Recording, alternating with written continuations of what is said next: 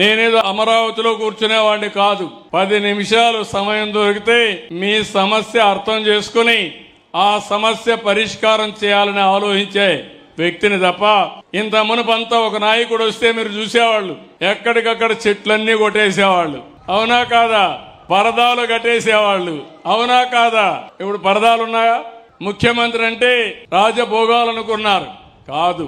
ముఖ్యమంత్రి గాని, ప్రధానమంత్రి గాని, మంత్రులు గాని, ఎమ్మెల్యేలు గాని ప్రజలకు సేవకులం తప్ప మేము పెత్తందారులు కానీ కాదని మరొక్కసారి విజ్ఞప్తి చేస్తున్నా.